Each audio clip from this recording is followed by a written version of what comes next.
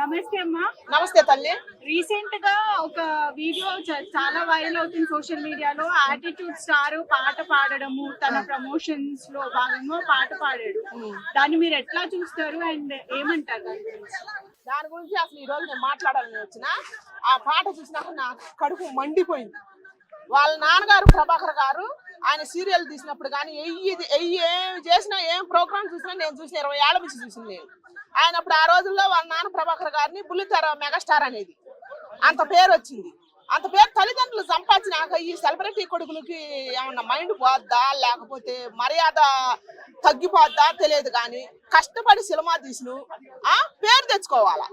నీ తల్లిదండ్రులు సంపాదించి నీకు ఇచ్చినందుకు నువ్వు కష్టపడి సినిమా తీసినందుకు పేరు తెచ్చుకోవాలి. కానీ ఏం పాట పాడినవు నానా? చంద్రహాసన్ నువ్వు వాడిని పాట శ్రీజాతి అమ్మగా ఉన్న ప్రతి తల్లి సిగ్గుతో తలదించుకోవాలి. అంత అసభ్యకరంగా పాడి నువ్వు ఆ పాటని నాన్నగారు ఎవరు ప్రభాకర్ గారు ఆయన సంతోషంగా క్లాప్స్ కొడతాడు. ఆయన కూడా ఒక ముక్క పాడతాడు. ఏమన్నా కొద్దిగా ఇంగితగానే ఉందా మర్యాద ఉందా మానవత్వం ఉందా? అమ్మ జాతి ప్రతి తల్లి సిగ్గుతో తలదించుకోవాల్సిన రోజు వచ్చిందనమాట. ఈ రోజు మీరు అంత అసభ్యకరంగా పాడినవు నాన్న. నువ్వు ఏం పాట నేర్చుకున్నావు నాన్న? కష్టపడి పేరు సంపాదించుకోవాలా సినిమాలు తీసేటప్పుడు. ఇట్టాడి సినిమాలు తీయటం ఇట్ట మాట్లాడతాం నోటికి వచ్చినట్టు, కొద్ది సెలబ్రిటీ కాగానే నోటికి వచ్చినట్టు మాట్లాడతాం. సినిమాలు ఆడకపోతే ప్రజలను దాని వల్ల కూడా నిందియటం. నేను వెనకట ఒక సినిమా వచ్చింది, ఎవరు మన విజయశాంతి గారు. అప్పుడు ఆ రోజుల్లో లేడీల్లో super star heroine super star కింద పెట్టారు ఆమెని, విజయశాంతి గారిని. విజయశాంతి గారు ప్రతిఘటన సినిమా తీసింది ఒకటి. దాంట్లో ఆమె టీచర్ జాబ్ చేస్తుంటే ఆమెను అల్లరి చేశారు. అల్లరి చేసి దాంట్లో ఒక పాట ఉంది, లేడీస్ గురించి ఒక పాట ఉంది.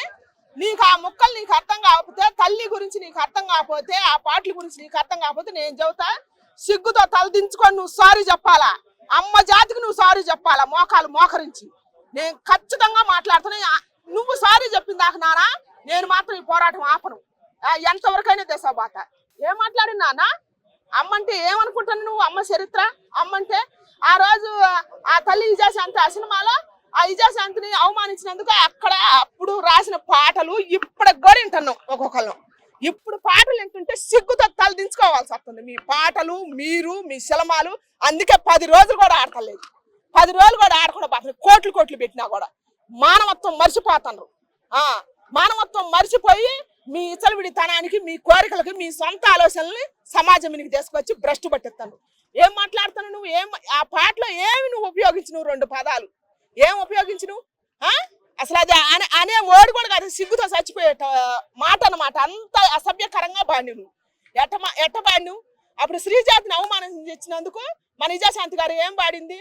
అది మర్మస్థానం కాదు నీ జన్మస్థానం రా అని అడిగింది. శ్రీజాతిని అవమానించినందుకు ఆ పాటలో నాకు పాట పాడరాదు కానీ 4 ముక్కలు చెబుతా. మర్మస్థానం కాదు, అది నీ జన్మస్థానం, మానవతికి మోక్షం ఇచ్చే పుణ్యక్షేత్రం అని పాడింది. అట్టాటి చరిత్ర ఉంది. తల్లి పాటని అవమానం చేసే ప్రతి సన్నాసికి నేను చెబుతున్నా, అమ్మ పాటని ప్రతి పరాయి స్త్రీ అని పాటలు నువ్వు చూసి ఎంజాయ్ చేస్తే అక్కడ నీ తల్లి గారు రావట్లేదా? అక్కడ నీ చెల్లి గారు రావట్లేదా? అక్కడ నీ భార్య గారు రావట్లేదా? ఏం మర్చిపోతారు? ఏమి నేర్చుకుంటున్నారు రా మీరు? తల్లి పాలు తాగి తల్లి రొమ్ములు గుద్దుతున్నారు. సమాజానికి ఏమి నేర్పిస్తున్నారు? వచ్చి అక్కడ కూర్చొని తల్లిదండ్రి ఆ పార్టీని ఎంజాయ్ చేస్తారు. కొద్దిగానే సిగ్గుందా అని నేను అడుగుతున్నా. మన శివాజీ గారు ఆ రోజు ఇప్పుకునే దాని గురించి కప్పుకోండమ్మా, స్త్రీ గౌరవాన్ని కాపాడుకోరమ్మా అంటే అప్పుడు ఆ రోజు ఎంతమంది ఎవరు ఉమ్మన కమిషన్ గారు వచ్చి కమిషన్ వేశారు, మహిళా సంఘాలు మాట్లాడారు. అనసూయ గారు ఇవాళ ఎడిపోయింది స్త్రీ హక్కుల గురించి. ఇప్పుడు మాట్లాడొచ్చు కదా. అసభ్యకరమైన పాట పాడాడు మన చంద్రహాసనం ఆయన. ఇప్పుడు మాట్లాడొచ్చుగా. ఇప్పుడు వీళ్ళంతా ఎడిపోయినరు. మన సంజయ్ రెడ్డి గారు మాట్లాడితే కేసులు పెట్టారు. స్త్రీ గురించి, స్త్రీ గౌరవం గురించి, స్త్రీ సాంప్రదాయంగా ఉండాలని చెబితే ఆమె మీద కేసు పెట్టారు. మన శివాజీ గురించి, స్త్రీ సాంప్రదాయం గురించి, స్త్రీని ప్రకృతితో పోలితే ఆయన తీసుకొచ్చి ఉమ్మన్ కమిషన్ ముందు పెట్టి సారీ చెప్పించారు. మరి ఇంత అసభ్యకరంగా పాడిన మన చంద్రహాసని ఏం చెయ్యాలి మనం?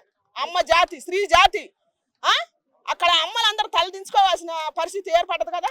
అంత అసభ్యకరంగా పాడతావు. 5 ఏళ్ల తన్నం తింటలేనా నువ్వు?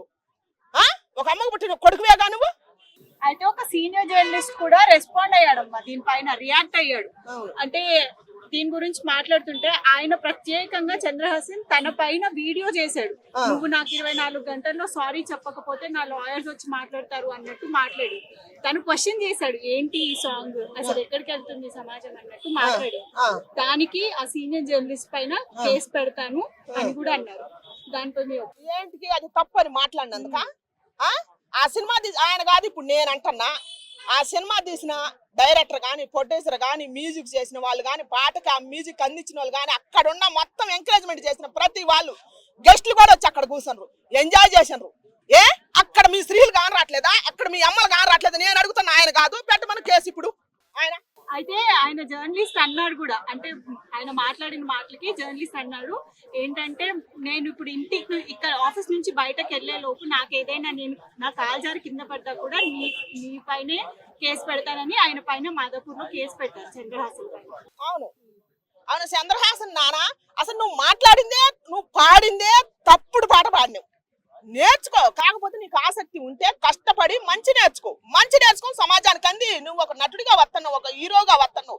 మీ నాన్నగారు కష్టపడి నీకు డబ్బులు ఖర్చు పెట్టి నిన్ను ఒక హీరోగా తీసుకురావాలని చూసినప్పుడు నువ్వు కూడా కష్టపడాలి. కానీ సభ్య సమాజం తలదించుకునే విధంగా 2 రాష్ట్రాల ప్రజలు, యావత్తు ప్రపంచం ఆడజాతి అవమానంగా ఉండేటట్టు మాట్లాడతావు. నువ్వు ఏం మాట్లాడినావు, ఏం పాడినావు నువ్వు ఆ పాటలో? అక్కడ ఏం పాడినావు?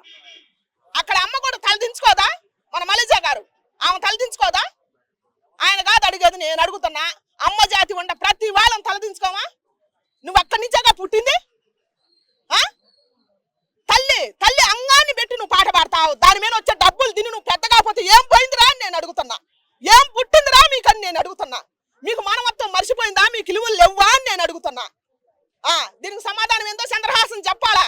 కాళ్ళు మొఖాలు దండేసి, నా భూదేవికి మొఖాలు దండేసి శ్రీజాతికి మొత్తానికి సమర్పణ చెప్పాలని నేను అంటున్నా. జర్నలిస్ట్ కాదు ఆయన. మంచి క్వశ్చనేగా వేసింది. మరి అవును, చుట్టుండ వాళ్ళకి మొత్తానికి లేడీస్ లేరా? ఆ పాట అంత అసభ్యకరంగా 2 వర్డ్స్ వాడితే ఎట్టా సృష్టించిన తల్లి అంగాన్ని భయంకరంగా పెట్టి పాడిండు. ఆయన చిన్న వయసు కావచ్చు, చుట్టూ ఉండేవాళ్ళు అంత పెద్దవాళ్లే కదా. జేడీ చక్రవర్తి అంటే ఆయన సీనియర్ యాక్టర్, హీరో. ఆయననే మాట్లాడొచ్చుగా. ఆయన తర్వాత వీడియో తీసిండు, అక్కడ అనొచ్చు కదా, లేకపోతే మధ్యలోనే లేచిపోవచ్చు కదా. అంతమంది ఎవరో ఒకళ్ళు చెప్పొచ్చు కదా. సపట్లు కొట్టింది కదా. సాటుకు పోయి నువ్వు నేను అది అనకుండా ఉండాల్సింది, నేను అక్కడ లేకుండా ఉండాల్సింది అంటే అది ఎంతవరకు కడట్టు? ఇప్పుడు మన శివాజీ గారు ఆయన రియల్ హీరో కాదు, real hero. Shivaji Chhatrapati ladies మాన ప్రాణాల కోసం ఆ రోజుల్లో ఆయన అప్పుడు బ్రిటిష్ వాళ్ళ నుంచి మనల్ని ఎట్ట కాపాడిండో, ఇప్పుడు ఈ రోజుల్లో శివాజీ గారు వచ్చి అంత గొప్ప నిర్ణయం తీసుకున్నా కూడా అట్లాంటి మహానుభావుని మహిళా కమిషన్ ముందు పెట్టి సమర్పణ కోరిచ్చారు. మరి ఇప్పుడు ఈ రోజు ఈ చంద్రహాసను ఈయన చిన్న వయసు అయినా కూడా కొద్ది కూడా బుద్ధి లేకుండా, జ్ఞానం లేకుండా అమ్మతనాన్ని అవమానం చేసి పాట పాడిండు. మరి ఈయన ఏం చెయ్యాలా? మరి మా సంజయ్ రెడ్డి గారు కూడా ఆ రోజు మాట్లాడిందిగా, ఆమె మీద కేసులు పెట్టారు కదా. నేను మాట్లాడుతున్నా, నా మీద కేసు అనదు కదా.